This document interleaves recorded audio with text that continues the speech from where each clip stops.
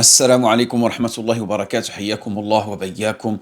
L'un des plaisirs les plus enrichissants est pour un musulman de lire le Coran tout en réfléchissant aux affaires de sa vie et aux affaires du monde qui l'entoure. Celui qui lit le Coran, qui lit la parole d'Allah subhanahu wa ta'ala avec cette réflexion, ressent que le Coran décrit ce qui se passe autour de lui, non seulement en expliquant les événements, mais aussi en offrant des conseils, une guidance et une manière de gérer ces situations.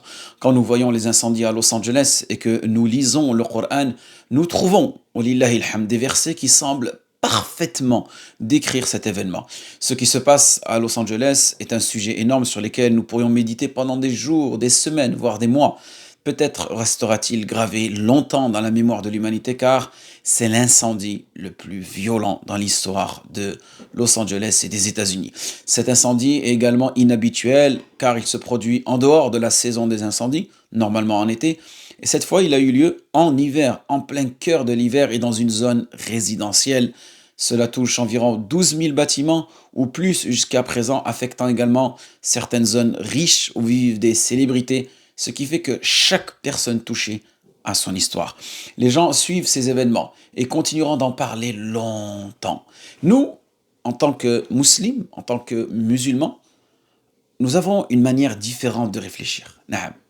Une réflexion basée sur le livre d'Allah exalté soit-il et la sunna de notre noble messager sallallahu alayhi wa sallam. L'un des versets coraniques fascinants qui décrit ce qui s'est passé à Los Angeles se trouve dans la surah, dans celle-ci. Surat al-Baqarah. Ayawaddu ahadukum an takuna lahu jannatun min nakhil.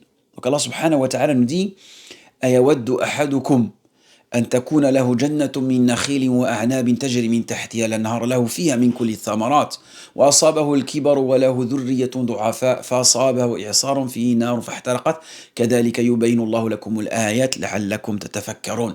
L'un de vous aimerait-il avoir un jardin de palmiers et de vignes sous lequel coulent les rivières, lui procurant toutes sortes de fruits, et qu'un tourbillon, là écoutez, un tourbillon l'atteigne alors qu'il est devenu vieux et qu'il a une descendance encore faible et qu'il soit entièrement brûlé. Ainsi, Allah vous expose les signes afin que vous réfléchissiez. Ce verset illustre le cas un homme qui possédait un grand bien, un jardin de palmiers et de vignes. Omar ibn al-Khattab radiyallahu anhu a interprété ce verset comme mentionné dans Al-Bukhari en disant: ceci est l'exemple d'un homme riche qui œuvre dans l'obéissance à Allah subhanahu wa ta'ala.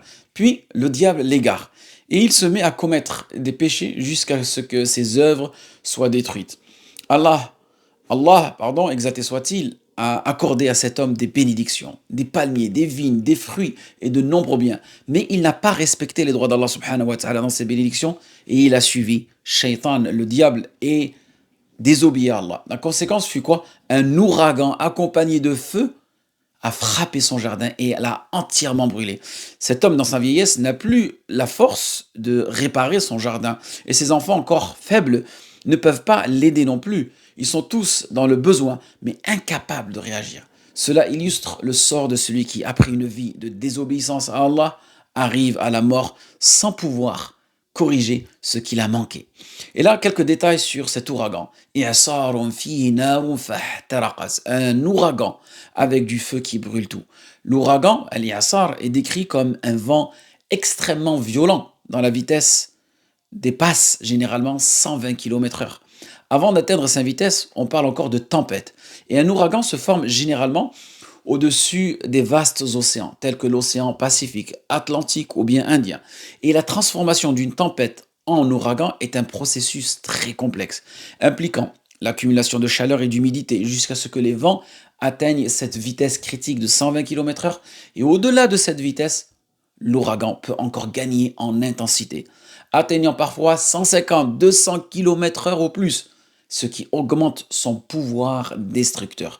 Donc, l'ouragan, avec du feu, c'est un phénomène rare. Et ce qui rend ce verset coranique particulièrement fascinant, c'est la mention d'un ouragan avec du feu. Ce type d'ouragan est extrêmement rare et inhabituel, même dans le monde moderne. Et voici les deux principales façons dont cela peut se produire.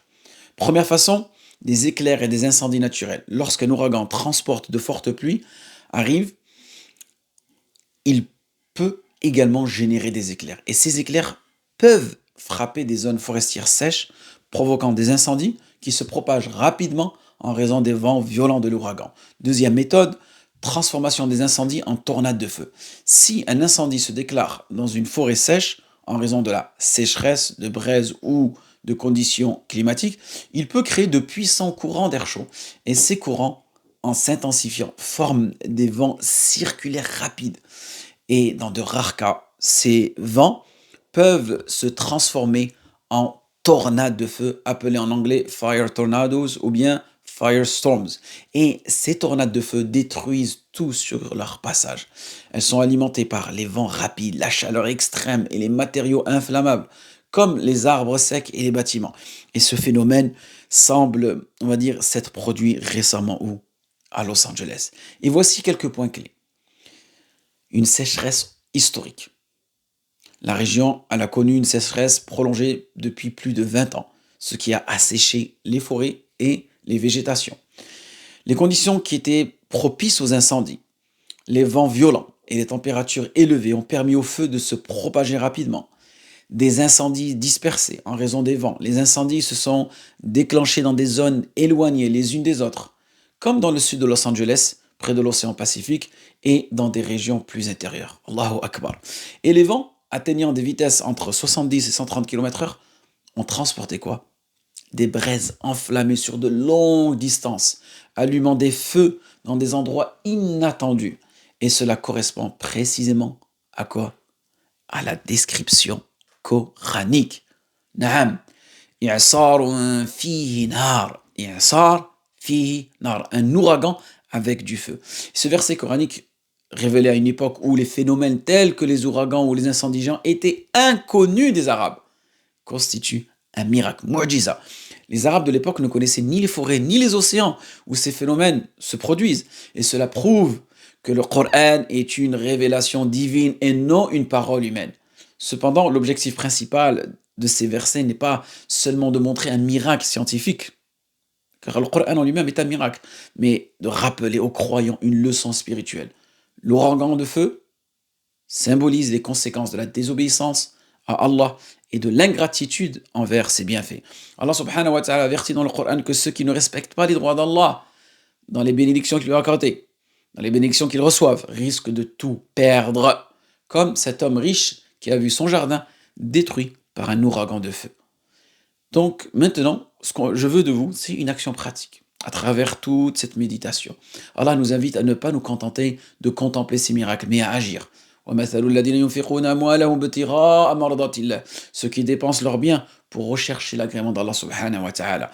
Et ce verset est venu après l'histoire de cet ouragan, mentionné dans Surat al-Baqarah. Et la clé pour éviter de subir un tel sort est de dépenser dans le chemin d'Allah subhanahu wa ta'ala avant qu'un désastre imprévisible ne survienne. Ainsi, toi, tu dois voir ces événements comme des rappels. Dans un premier temps, pour multiplier les bonnes actions. Deuxième chose, être reconnaissant pour les bénédictions qu'Allah a accordées.